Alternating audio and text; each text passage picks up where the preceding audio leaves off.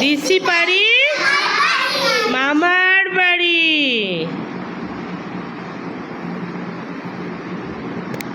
চলো গল্পটা শুরু করা যাক।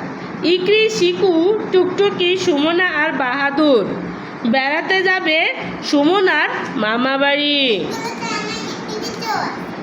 হ্যাঁ, ওদের টিভিতে দেখা যায়, তাই না? হ্যাঁ হ্যাঁ, সবার টিভিতেই দেখা যায় ওদের। শিকু, ইকরি আর টুকটুকি খুব সকালে উঠে তৈরি হয়ে নিয়েছে। ওরা কোথায় যাবে বেড়াতে? মামার বাড়ি। কার মামার বাড়ি? সুমনা আছে, সুমনার মামার বাড়ি বেড়াতে যাবে, তাই না? হ্যাঁ। ইকরি বলল,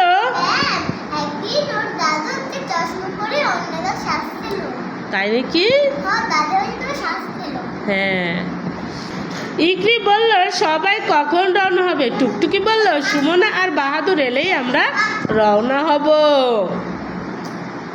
এমন সময় এলো সুমনা ও বাহাদুর, দুজনেই পরেছে উজ্জ্বল রঙের পোশাক। শিকু বলল, তোমরা তো দারুণ পোশাক পরেছো, কি সুন্দর রং। সুমনা বলল, ধন্যবাদ শিকু, মামার বাড়ি থেকে আমাদের ফিরতে অনেক রাত হয়ে যেতে পারে, তাই আমরা উজ্জ্বল রঙের পোশাক পরেছি।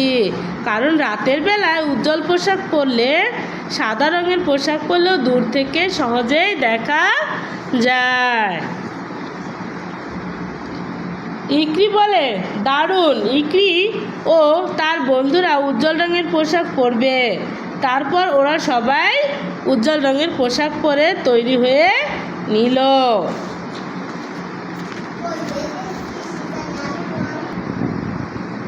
সবাই মিলে সুমনার মামা বাড়ি রওনা হলো। বড় রাস্তায় উঠে সবাই ফুটপাত দিয়ে হাঁটতে শুরু করলো। বড় রাস্তার কি করলো? ফুটপাত দিয়ে হাঁটতে শুরু করলো।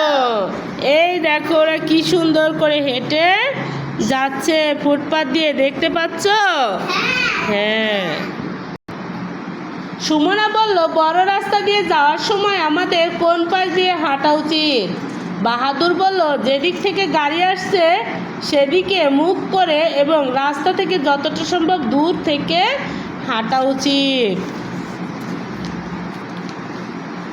সুমনা বলল, রাস্তা দিয়ে হাঁটার সময় আমরা সবসময় ফুটপাত ব্যবহার করব। রাস্তা দিয়ে হাঁটার সময় কি করতে হবে?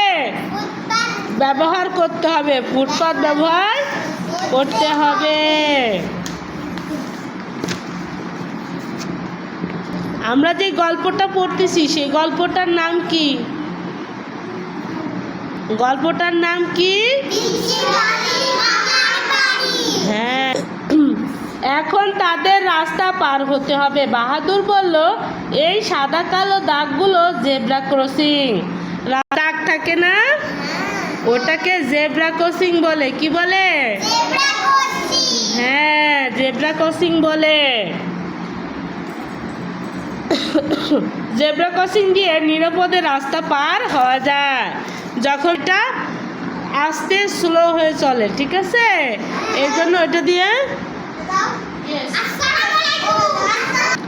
রাস্তা পার হওয়ার আগে আমরা ডানে ও পরে বামে তাকাবো, আবার ডানে তাকাবো। কাছাকাছি গাড়ি থাকলে বড় কারো হাত ধরে রাস্তা পার হব। রাস্তার মধ্যে যদি অনেক গাড়ি থাকে তখন আমরা কি করব?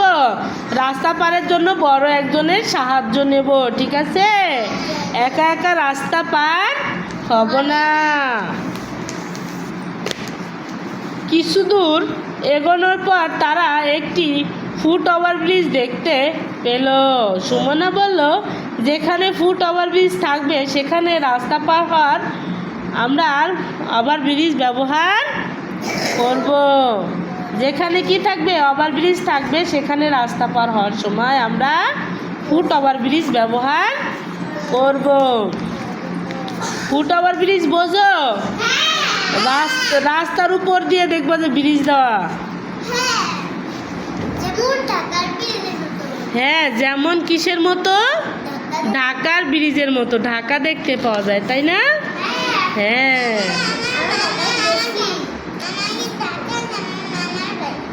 তোমার মামার বাড়ি ঢাকা? ও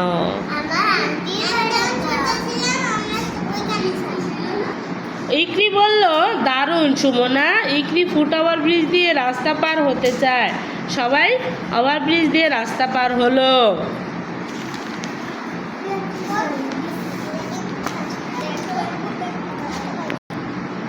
রাস্তা পার হয়ে তারা সুমনার মামা বাড়িতে পৌঁছে গেল। মামা মামি তাদের জন্য অপেক্ষা করছিলেন। সবাই নিরাপদে পৌঁছে দেখে তারা খুব খুশি হলেন।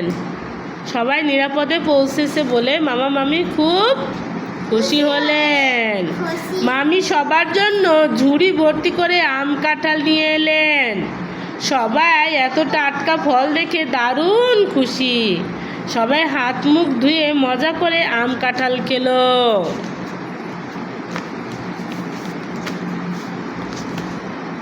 ফেরার পথে সবাই মিলে ছড়া পড়তে থাকে, বড় রাস্তার যাই না, একা একা রাস্তা পার হই না।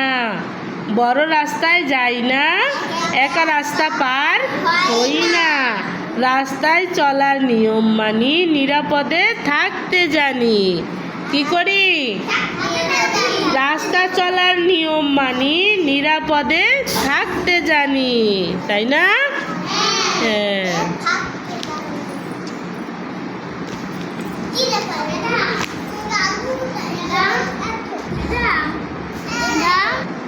লাল বাতি জ্বলা মানে গাড়ি থামবে আর পথচারী রাস্তা পার হবে। লাল বাতি জ্বলা মানে কি হবে? গাড়ি থামবে আর মানুষজন রাস্তা পার হবে। হলুদ বাতি জ্বলা মানে গাড়ি চালক পথচারী সতর্ক হবে। সবুজ বাতি জ্বলা মানে গাড়ি চলাচল করবে আর পথচারীরা অপেক্ষা করবে। তাহলে এই গল্প থেকে আমরা আজ কি শিখলাম? রাস্তার নিয়ম মেনে পথ চলা এবং নিরাপদ থাকাই দিচ্ছি পারি মামার বাড়ি গল্পটির মূল ভাব। তাহলে রাস্তা পারাপারের সময় আমরা কি করব? নিয়ম মেনে রাস্তা পার হব। রাস্তায় যখন অনেক গাড়ি থাকবে তখন কিভাবে রাস্তা পার হব? বড়দের সাহায্য নিয়ে রাস্তা পার হব। হ্যাঁ, রাস্তা পারাপারের সময় ফুটপাত ব্যবহার করব। রাস্তার মাঝে আমরা হাঁটবো না। গল্পটি তোমাদের কেমন লেগেছে? আনন্দ পেয়েছো গল্প থেকে? হ্যাঁ, বলো তো এই গল্প থেকে কার কার নাম শিখেছি আমরা? দিচ্ছি পারি মামার বাড়ি গল্পে কে কে ছিল? কে কে মামার বাড়ি গেছিল? এই গল্পে কে কে গেছে? তোমরা কি করে গেলা? কয়জন গেছিল এই গল্পে মামার বাড়ি? তোমরা তো গেছিলা। এখানে কে কে গেছে? ইকরি, সুমনা, তারপরে বাহাদুর, তাই না? আচ্ছা, আমরা একটা হাততালি দিই গল্পটা সুন্দর করে শেষ করার জন্য।